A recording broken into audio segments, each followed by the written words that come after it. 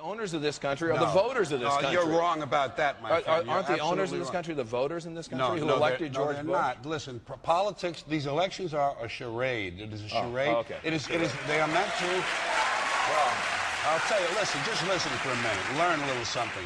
The elections and politicians are in place in order to give Americans the illusion that they have freedom of choice. You don't really have choice in this country. Does the government work for us or do we work for the government? What if Democrats and Republicans were two wings of the same bird of prey? Tonight, what if elections don't matter? What if elections were actually useful tools for social control? What if they just provided the populace with meaningless participation in a process that validates an establishment that never meaningfully changes? What if that establishment doesn't want and doesn't have the consent of the governed? What if the two-party system was actually a mechanism used to limit so-called public opinion? What if there were more than two sides to every issue, but the two parties wanted to box you into a corner, one of their corners? What if there's no such thing as public opinion, because every thinking person has opinions that are uniquely his own? What if what we call public opinion was just a manufactured narrative that makes it easier to convince people that if their views are different, then there's something wrong with that, or there's something wrong with them? What if the whole purpose of the Democratic and Republican parties was not to expand voters' choices, but to limit them? What if the widely perceived differences between the two parties was just an illusion? What if the heart of the government policy remains the same no matter who's in the White House? What if the heart of government policy remains the same no matter what the people want? What if those vaunted differences between Democrat and Republican were actually just minor disagreements? What if both parties just want power and are willing to have young people fight meaningless wars in order to enhance that power? What if both parties continue to fight the war on drugs just to give bureaucrats and cops bigger budgets and more jobs? What if government policies didn't change when government leaders did? What if no matter who won an election, government stayed the same? What if government was really a revolving door for political hacks bent on exploiting the people once they're in charge? What if both parties supported welfare, war, debt, bailouts, and big government? What if the rhetoric that candidates displayed on the campaign trail was dumped after electoral victory? What if Barack Obama campaigned as an anti-war, pro-civil liberties candidate and then waged senseless wars while assaulting your rights that the Constitution is supposed to protect? What if George W. Bush campaigned on a platform of non-intervention and small government and then waged a foreign policy of muscular military intervention and a domestic policy of vast government borrowing and growth? What if Bill Clinton declared that the era of big government was over, but actually just convinced Republicans like Newt Gingrich that they can get what they want out of big government too? What if the Republicans went along with it? What if Ronald Reagan spent 6 years running for president, promising to shrink the government, but then the government grew while he was in the White House?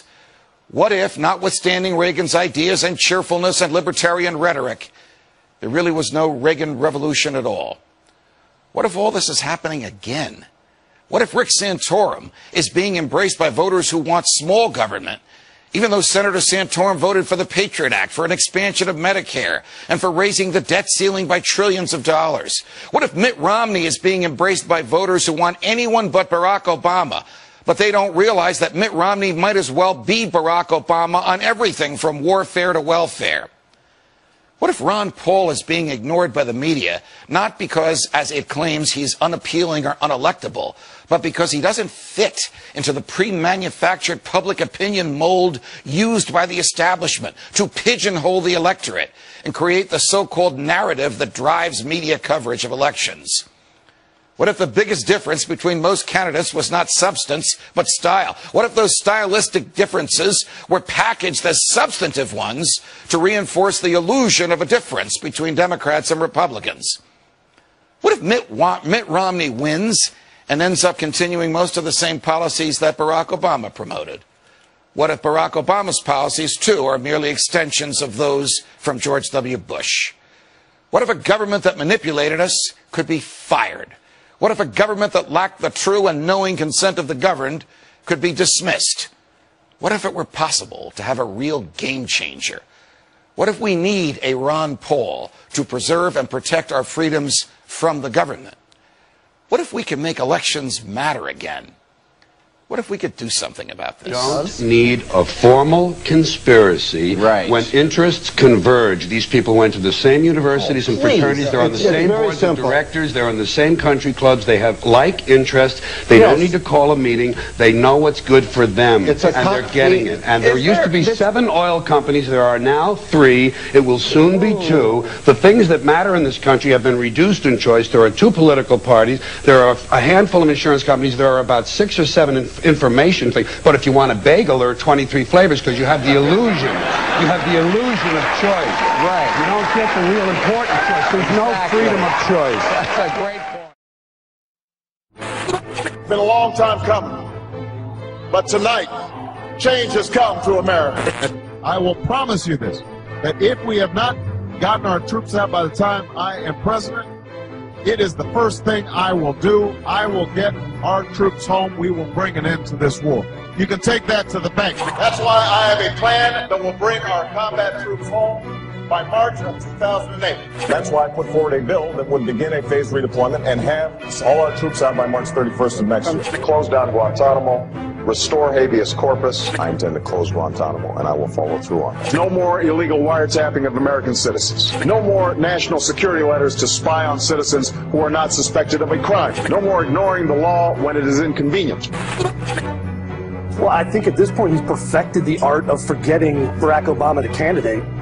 The Secretary of Defense, Robert Gates, said again yesterday that the U.S. would be willing to extend the U.S. military presence in the country. It's a plan Obama has already approved. Several tens of thousands of U.S. troops indefinitely staying in Iraq, not withdrawal in Iraq, potentially doubling forces in Afghanistan. Well, it is now November of 2011. Guantanamo Bay continues to be open for business. President Obama today proposed something new.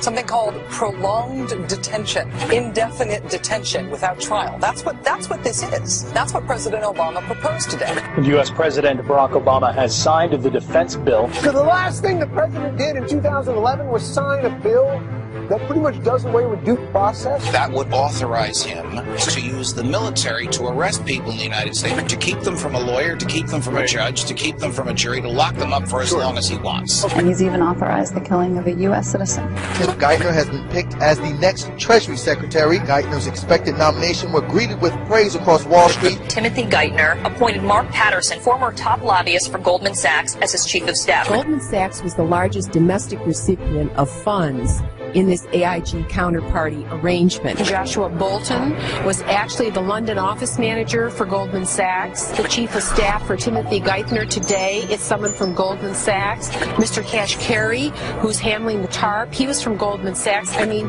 is there anybody that isn't from Goldman Sachs? Especially when you add to it that when it was all said and done, Goldman's chief competitor in the bond market, Lehman Brothers, had been vanquished, and Goldman now had a monopoly on all fixed income trading basically in the world, and was now the most profitable investment bank in the history of the world, and is now not subject to any further regulation than they were prior to the crisis. So it's good to be Goldman Sachs. Goldman Sachs, who today announced that they have never been more profitable. Goldman Sachs netting $13.4 billion in 2009, topping the firm's 2007 record. William Lynn, he was appointed to the #2 position at the Defense Department.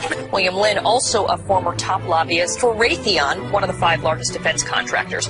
Raytheon announced today that it has signed a $145 million contract. Raytheon has won a $68.6 million contract. Raytheon announced today it has been awarded a $107 million U.S. Air Force contract. Raytheon announced Monday that its subsidiary, Raytheon Technical Services, has won a U.S. Army Forces Command contract. Raytheon Company announced today it has received a $1.7 billion contract. You can take that to the bank. The policies that will get us working again as a nation are policies, I understand, having worked in the private sector. In the first 4 years, this will grow the economy at approximately 4% per year for each of those 4 years. It will add 11.5 million new jobs for Americans. Number 1 on my list, Obamacare. I'll get rid of that on day 1. I will cut, cap, and balance the federal budget. We're going to immediately cut all federal spending by 5%. I will insist on the military so powerful no one would ever think of challenging it. Never seen a guy change his positions on so many things so fast. on a dime. I was asked about the Massachusetts plan. Was it something I'd impose on the nation? And the answer is absolutely not. How do you ensure the 45 or 50 million Americans who are not on the books? Well, that's what we did in Massachusetts, and that is we put together an exchange, and the president's copying that idea. I'm glad to hear that. This is really taking what the Democrats have talked about, a Democratic goal that we share, which is getting everybody insured. Everybody should have insurance. This is something that was crafted for Massachusetts. It would be wrong to adopt this as a nation. Those who follow the path that we pursue will find it's the best path, and we'll end up with a nation that's taken a mandate approach. Number one on my list, Obamacare. I'll get rid of that on day one. I will preserve and protect a woman's right to choose, and am devoted and dedicated to honoring my word in that regard. I was always personally opposed to abortion. I am pro-life. No, TARP was the right thing to do. I think there is need for economic stimulus. I have never supported the President's Recovery Act, all right, the stimulus. No time, nowhere, no how have I supported the President's stimulus. Pro-choice, pro-life, pro-gun control. Now he becomes a lifetime member of the NRA. He was pro-cap and trade. Now he's against cap and trade. He was pro-mandate for the whole country. Then he becomes anti-mandate and takes that page out of his book and republishes the book. And I can go on and on. The number one contributor to Barack Obama's super PAC is Goldman Sachs. The number one contributor to Mitt Romney's super PAC is Goldman Sachs. Mitt Romney stealing all of Barack Obama's big dollar Wall Street donors. A good chunk of his funds came from his buddies on Wall Street, like Goldman Sachs, Morgan Stanley, and Bank of America. Raytheon announced today that it has agreed to sell its commercial laundry equipment business to private investment firm Bain Capital. Massachusetts Governor Mitt Romney announced today that Raytheon has been awarded a $2.2 million contract. Money plays a much more important role in what is done in Washington than we believe. To get that kind of money, you've got to cozy up as an incumbent to all of the special interest groups who can go out and raise money for you from their members. And that kind of relationship has an influence on the way you're going to vote, You can take that to the bank. President Obama will turn this country around. Excuse me, President Romney. President Obama. President Romney.